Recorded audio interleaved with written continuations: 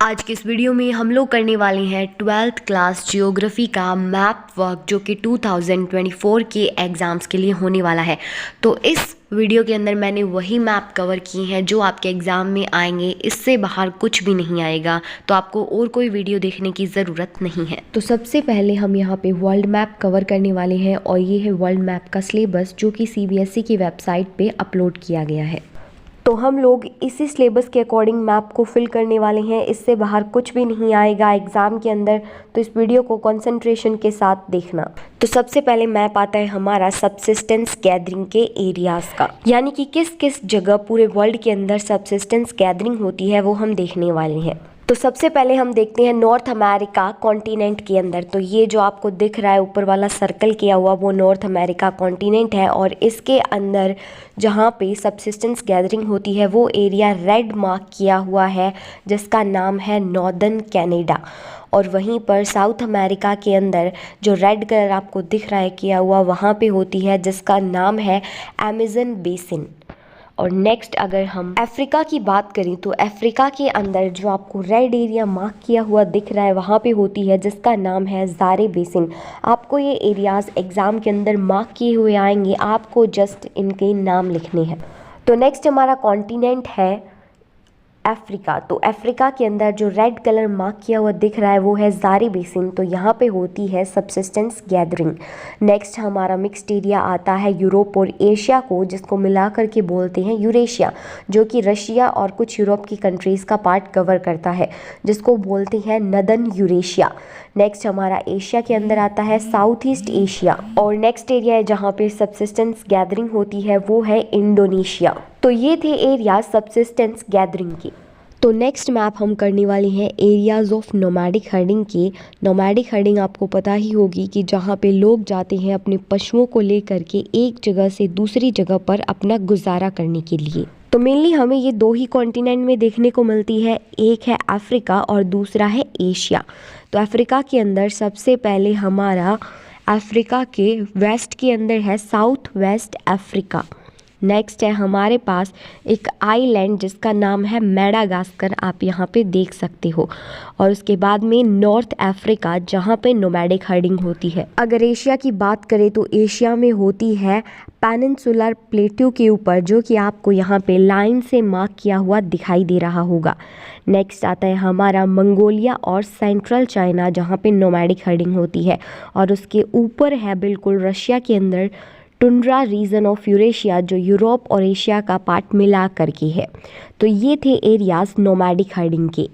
तो अब हम करने वाले हैं areas of commercial life stock rearing की, यानी कि कहाँ कहाँ पर बड़े लेवल के ऊपर पशुपालन किया जाता है। तो ये जो आपको रेड मार्क्ड एरिया दिख रहा है नॉर्थ अमेरिका में, यहाँ पे कमर्शियल लाइफ स्टॉक रियरिंग की जाती है जिसका नाम है प्रायरीज ऑफ नॉर्थ अमेरिका। वहीं पर अगर हम साउथ अमेरिका की बात करें तो यहाँ पे जो आपको रेड मार्क्ड एरिया दिख रहा है ब्राज़ील और अर्जेंटीना का, वो है हमारा पंपास ऑफ साउथ अमेरिका जिसमें लाइफ स्टॉक रेयरिंग की जाती है। नेक्स्ट आता है हमारे पास अफ्रीका। तो अफ्रीका में जो नीचे वाला पार्ट आपको रेड दिख रहा है वहाँ पे की जाती है जिसका नाम है वेल्स ऑफ अफ्रीका।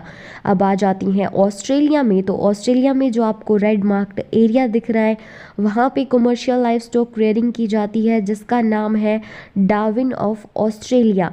अगर हम वहीं पर यूरोप और एशिया की बात करें तो यहाँ पे आता है हमारे पास area steppes of Eurasia. Eurasia यहाँ पे यूरोप और एशिया को मिला करके बनाया गया है। तो अब आता है हमारे पास नेक्स्ट मैप जो कि है कमर्शियल ग्रीन फार्मिंग का, यानी कि बड़े लेवल पर कहाँ पर जो ग्रीन्स है वो उगाई जाती हैं। तो यहाँ पे बस जो एरिया है वो कम करके दे दिया गया है, नाम वही के वही है। और मैं आपको एक बार फिर से बता दूं कि मैप जो एग्ज़ाम के अंदर आएगा वहाँ पे एरियाज़ मार्क किए हुए आएंगे, आपको सिर्फ उनके नाम लिखने हैं। तो हम नॉर्थ अमेरिका की बात करें तो नॉर्थ अमेरिका में जो आपको रेड लाइन दिख रही है कनाडा में, वो है हमारा प्रायरीज ऑफ अमेरिका जहाँ पे कमर्शियल ग्रीन फार्मिंग होती है। नेक्स्ट वहीं पर अगर हम साउथ अमेरिका की बात करें तो वहाँ पे है पंपास ऑफ अर्जेंटीना। नेक्स्ट आ जाती हैं अफ्रीका के अंदर। तो अफ्रीका में है वेल्स ऑफ साउथ अफ्रीका। पहले वहाँ पे जो लाइव स्टॉक रेयरिंग था वहाँ पे था वेल्स ऑफ अफ्रीका, और यहाँ पे है वेल्स ऑफ साउथ अफ्रीका। तो नाम थोड़ा चेंज है, ध्यान रखना। और वहीं पर हम अगर ऑस्ट्रेलिया की बात करें तो ऑस्ट्रेलिया में जो एरिया है वो चेंज हो गया है और नाम वही है डार्विन ऑफ ऑस्ट्रेलिया। याद रखना ये कमर्शियल लाइफ स्टॉक रेयरिंग का मैप नहीं है, कमर्शियल ग्रेन फार्मिंग का है, जिसमें जो एरिया है वो थोड़ा श्रिंक हो गया है, यानी कि कम हो गया है। नेक्स्ट है हमारे पास यूरोप और एशिया में स्टैपीज ऑफ यूरेशिया, जो कि रेड मार्क किया हुआ है। तो नेक्स्ट मैप हम करने वाले हैं एरियाज़ ऑफ मिक्स्ड फार्मिंग के, यानी कि जो मिलाकर के खेती है, जो मिक्स्ड फार्मिंग है, जहाँ पे एक खेत में अलग अलग चीज़ें बोई जाती है, वो किस किस एरियाज़ में होती है वो हम देखने वाले हैं। तो अगर मैं नॉर्थ अमेरिका कॉन्टिनेंट की बात करूँ तो यहाँ पे होती है नॉर्थ ईस्ट यूएसए के अंदर, जो कि आप मैप के अंदर देख सकते हो। वहीं पर अगर मैं बात करूँ साउथ अमेरिका की, तो साउथ अमेरिका में होती है साउथ ईस्ट ब्राज़ील के अंदर। यहाँ पे एक ब्राज़ील कंट्री है जिसके अंदर मिक्स्ड फार्मिंग होती है। नेक्स्ट है हमारे पास अफ्रीका कॉन्टिनेंट। तो अफ्रीका कॉन्टिनेंट में जो साउथ अफ्रीका कंट्री है वहाँ पे की जाती है, जिसका एरिया है साउथ ईस्ट अफ्रीका। नेक्स्ट है हमारे पास यूरेशिया, यानी कि यूरोप और एशिया कर का जो पार्ट मिला करके है वो है, और ये है हमारा पार्ट्स ऑफ यूरेशिया। यहाँ पे यूरोप की कुछ कंट्री है और एशिया की कंट्री है जिसका नाम है रशिया। तो ये थे मिक्स्ड फार्मिंग के एरियाज। अब हम बढ़ते हैं हमारे नेक्स्ट मैप की ओर। तो ये मैप है हमारा major sea ports of the world, यानी कि जो बड़े बड़े सी पोर्ट्स हैं वर्ल्ड के वो यहाँ पे दिए गए हैं। और इन सी पोर्ट्स के अलावा आपके और कोई सी पोर्ट्स एग्जाम में नहीं आने वाले, तो इनको ध्यान से देख लेना। अगर मैं यहाँ पे नॉर्थ अमेरिका कॉन्टिनेंट की बात करूँ तो यहाँ पे हमें मेनली 3 देखने को मिलेंगी। पहला है वैंकूवर, जो कि कनाडा के अंदर है, जो रेड डॉट है वहाँ पे आप देख सकते हो।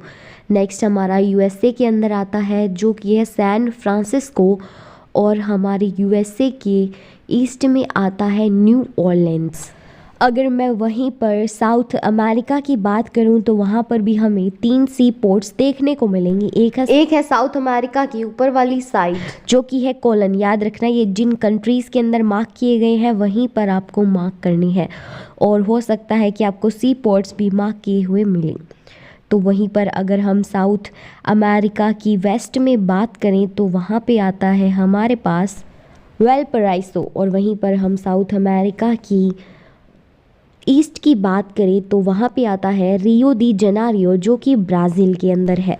अगर हम अफ्रीका कॉन्टिनेंट की बात करें तो वहाँ पर नीचे वाली साइड आता है साउथ अफ्रीका में, जिसका नाम है केप टाउन। तो अब हम देखते हैं ऑस्ट्रेलिया कॉन्टिनेंट के अंदर। तो ऑस्ट्रेलिया कॉन्टिनेंट में हमारा जो वेस्ट वाली साइड है वो है पर्थ, जो बीच में थोड़ा दिख रहा है पर्थ और सिडनी के बीच में वो है मेलबर्न, और जो हमारा ईस्ट के अंदर है वो है सिडनी। तो ये सारे के सारे सी पोर्ट्स नीचे की ओर है, तो यहाँ पे इनकी डायरेक्शन होगी साउथ ईस्ट, ना कि सीधी ईस्ट और वेस्ट। ओके, जो पर्थ है वो है साउथ वेस्ट में, और जो हमारा सिडनी है वो है साउथ ईस्ट में।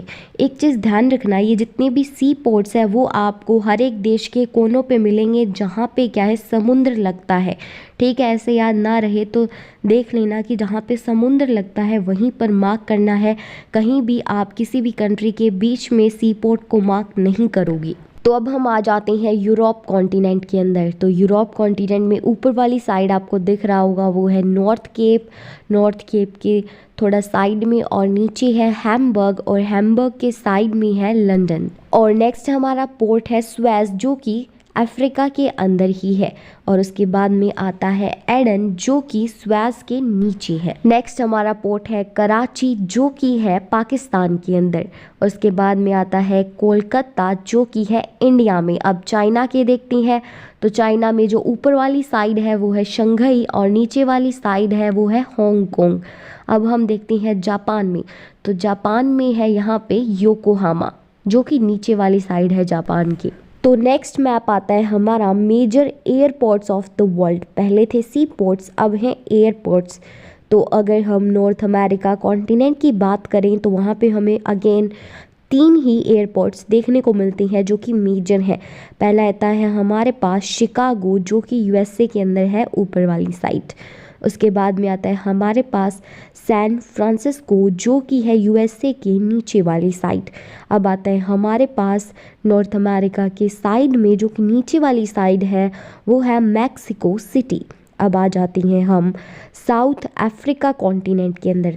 तो जो साउथ अफ्रीका के वेस्ट में है वो है सैंटियागो। साउथ अमेरिका के जो ईस्ट के अंदर है वो है ब्यूनोस एरीज।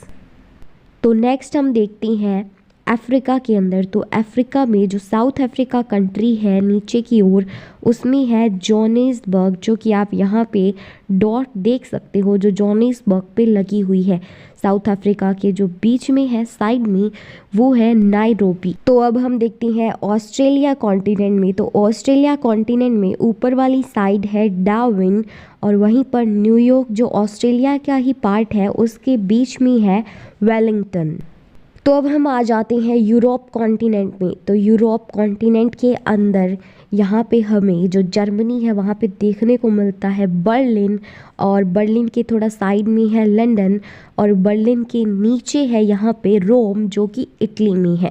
अब हम देखते हैं एशिया के मेजर एयरपोर्ट्स। तो एशिया कॉन्टिनेंट में सबसे ऊपर है रशिया कंट्री के अंदर मॉस्को और उसके बाद में आता है चाइना में बीजिंग। तो बीजिंग के साइड में ही है यहाँ पे टोक्यो जो कि जापान के अंदर है। उसके बाद में इंडिया के अंदर आता है मुंबई। तो ये थे हमारे major airports of the world. तो ये था आपका 12th क्लास जियोग्राफी का वर्ल्ड का मैप वर्क। इसके अलावा आपका एक भी क्वेश्चन नहीं आएगा बाहर से, इन्हीं में से आपका मैप वर्क का क्वेश्चन आने वाला है 5 नंबर का। तो इस वीडियो के अंदर हमने मैप वर्क वर्ल्ड का कवर किया है। नेक्स्ट वीडियो के अंदर हम लोग कवर करने वाले हैं इंडिया का मैप वर्क। तो चैनल को सब्सक्राइब ज़रूर कर लेना।